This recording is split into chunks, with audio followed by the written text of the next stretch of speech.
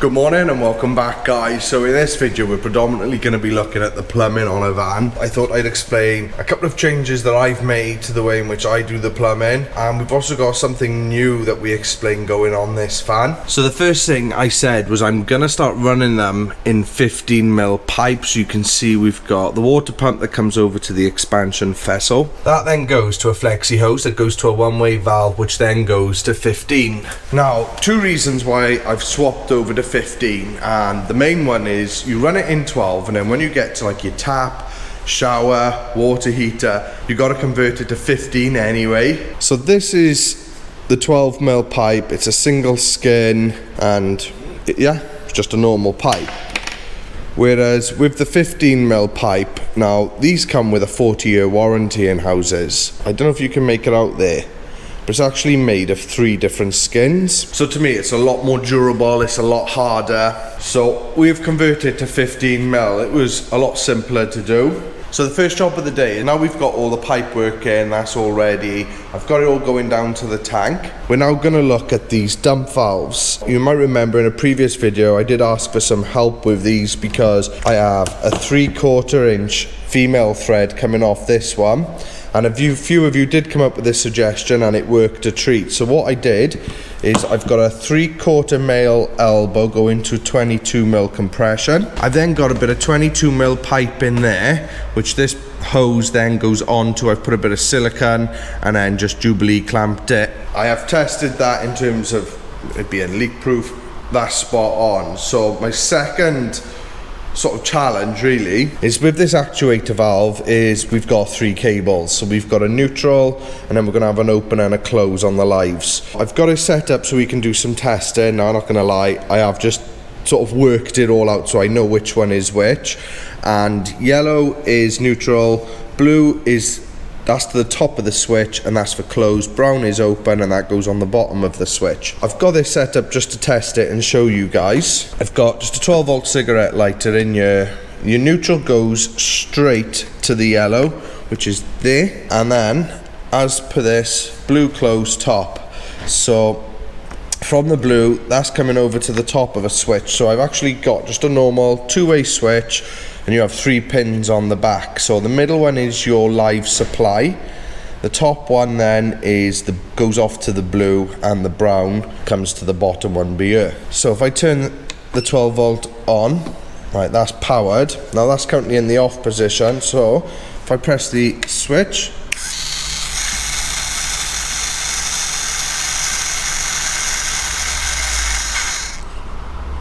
and then knock it off.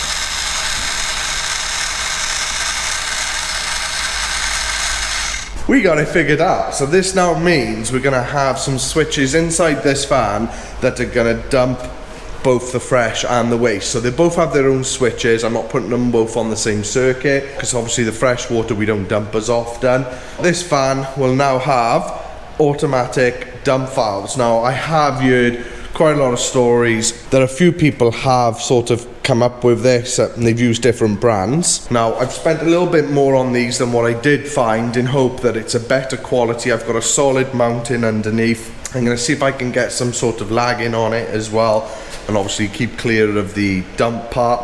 That should be done and dusted. This morning's job is I've already got the one fitted onto the fresh water tank. So the fresh water tank we've tested, I've put water in, we've checked the system, and it was predominantly I wanted to check the connections that go onto the water tank itself. So you have your water filler, your water feed to the van, and then your water dump. So there's 3 hoses coming off that tank. That's all great. Because we haven't got the sink and tap in yet, I've just put some stop taps on the ends of those so that I could pressurize the system and test it. That's worked brilliantly. This morning's job will be now to get the wastewater hose onto the waste tank. We've also got a whole bunch of waste pipe here, so I can get that run from where the sink's going to be. I can get that down onto the waste tank. Now the waste tank has 2 inlets for waste coming in, so I am going to have to block one of them off. I'll do that by cutting a piece of the waste pipe, probably about 100mm long, and I'm going to fill it with silicone and then put a Jubilee clamp on it, and so once the silicone's gone off, put a Jubilee clamp on it, let that sort of clamp onto the silicone then as well, so that will then block that off. And again, we'll test it when that's done just to make sure that's spot on. Right, now I've got all that solved, it's time to get this fitted to the tank. So what I've done is we've just jacked up this side because the waste tank is just there, and this is going to be going on the outlet just there. This will be a little bit hard to film, but we'll see what we can do.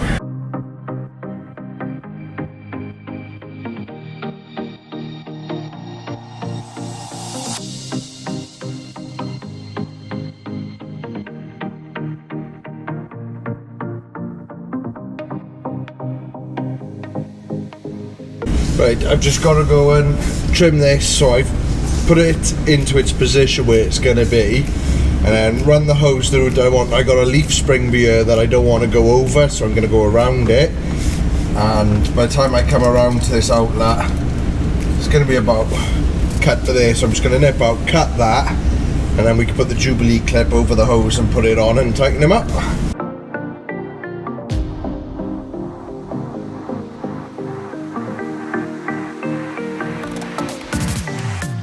Right, so when I'm positioning this actuator valve, I'm doing it so that the outlet part is facing down to the floor, and I'm going to mount that over here. I'll show you in a second, and that'll be put on with some galvanized strap. But for now, I want to get this pipe on like that. That's lovely.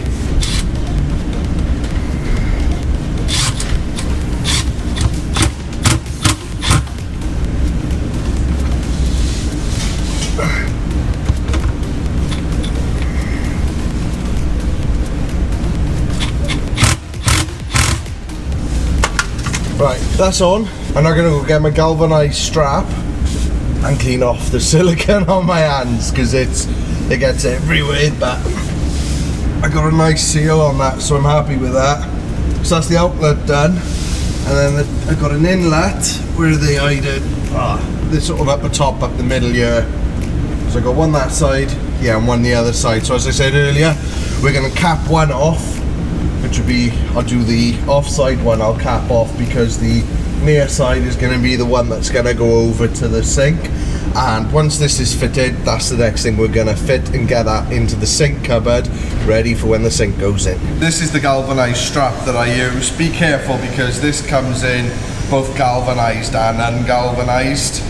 So I said I've got the galvanized version, and then what I'll do is I'll use these self-tappers, and got plenty of holes in there so we can go through. And I'll go into the cross members, and I'll do a strap the one way and then a strap the other way, so it's held in, and then we'll see if we can get some lagging on it. So I'm just going to cut a couple of pieces on this. I'm going to cut them oversized because I can re-snip them once it's in under the van. There we are. So I got two pieces.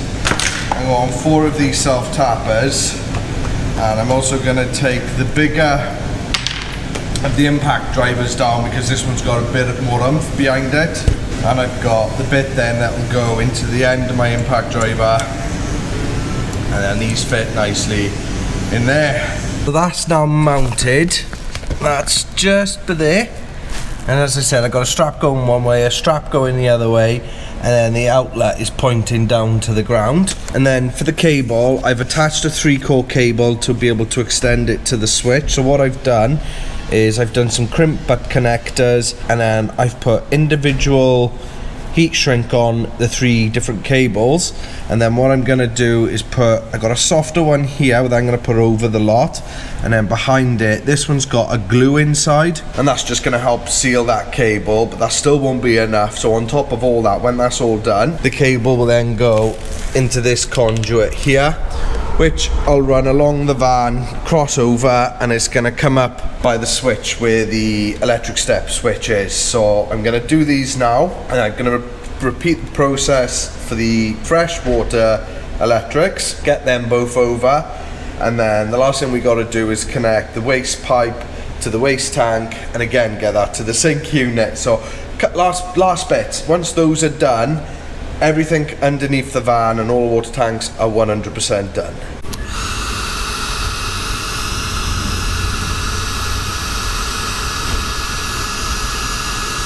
Right, so I've done the heat shrink over that connector, and then I've also put it in this split conduit. So what I'm going to do now at several points along here is just put some wraps of insulation tape around it, because it's a split. Just want to make sure that's all held in secure. Okay, so that was a lot more time consuming than I thought it was going to be. However, I've done everything underneath the van now. So I've connected the two readers to the waste tank and the fresh water tank so we can see how much water is in them. That's done. One of them needed extending, so trying to extend cables underneath a car, and then you've got the extra work to waterproof them as well. That took a while. However, we've got the switches here. Now, I ordered one of these switches, and it's got a 3-pin and it's a 2-way switch, but I didn't know if it was going to work. So like a numpty, I only ordered one and it does work, so I've had to order another one. So in the meantime, I've only got that there. That does nothing. That was just so I could square the fascia up and make sure it was all aligned nicely. So now it's to test to see if it works. So I've put a bucket just right underneath. See if I can show you a bit closer. So it's right underneath where the dump valve is, which is right here. Let's see if this works.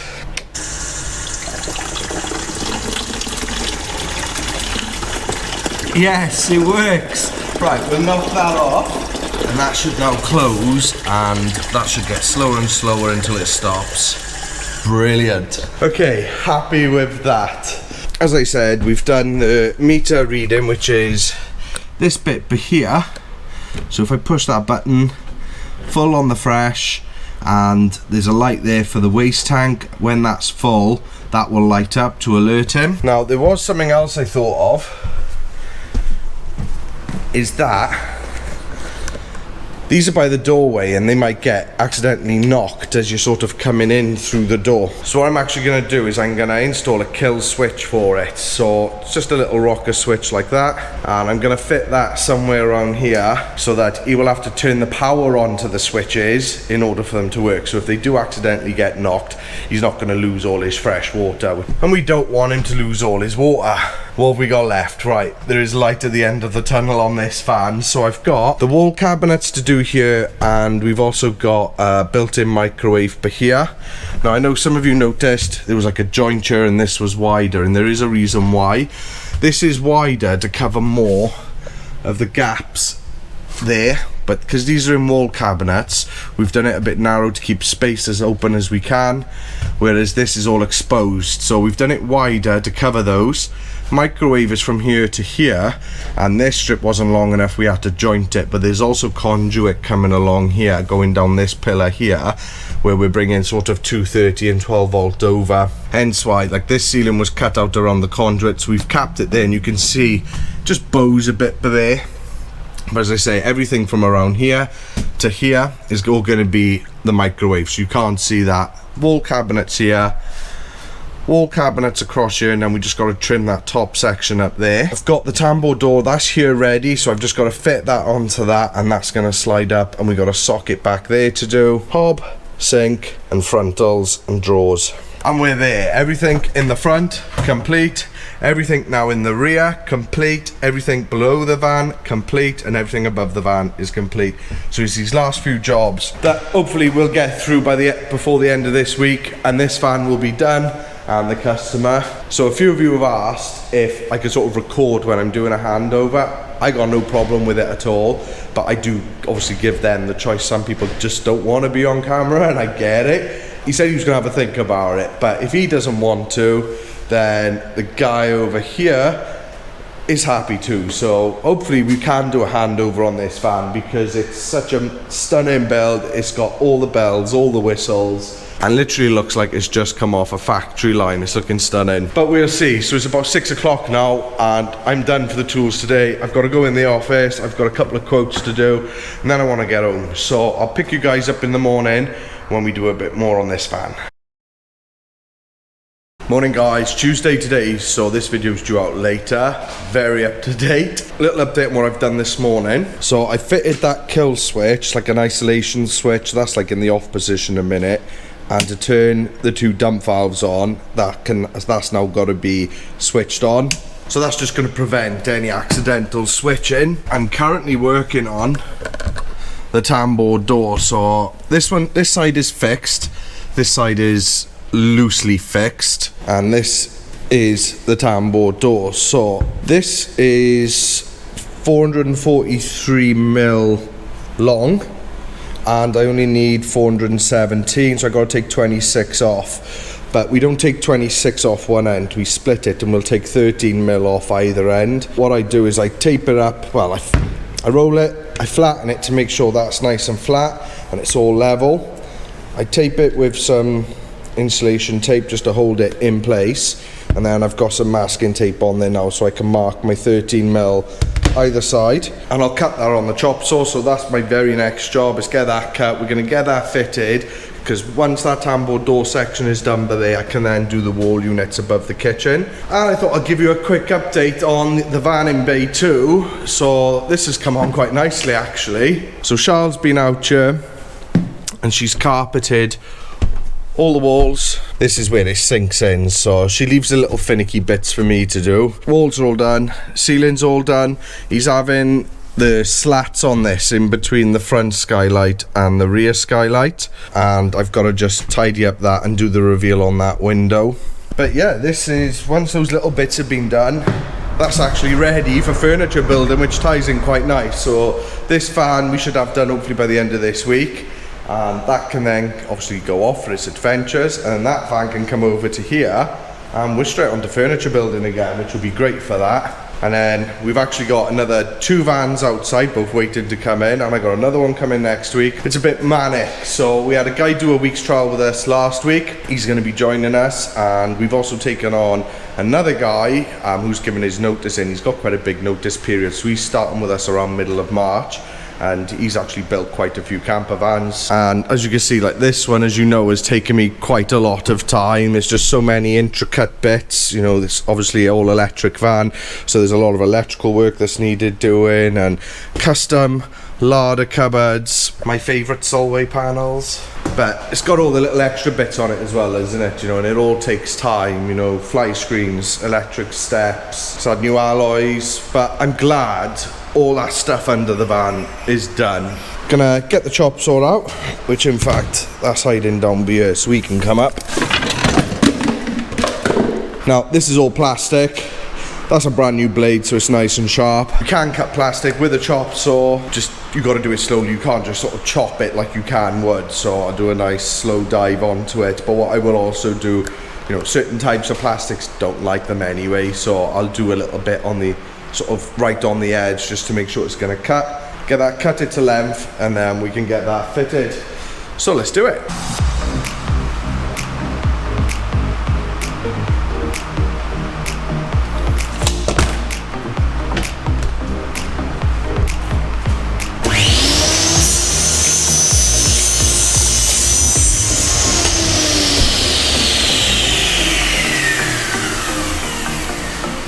Yep, that's getting nice, that'll work just fine.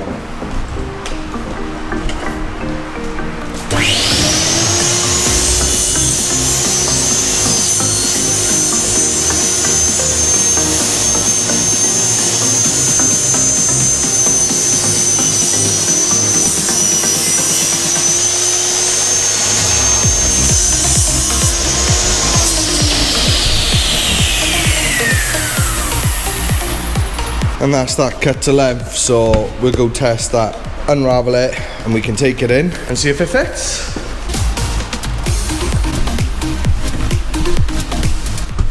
Right, so I have actually measured this to be 1 mil oversized, just in case I can take off but I can't add back onto it.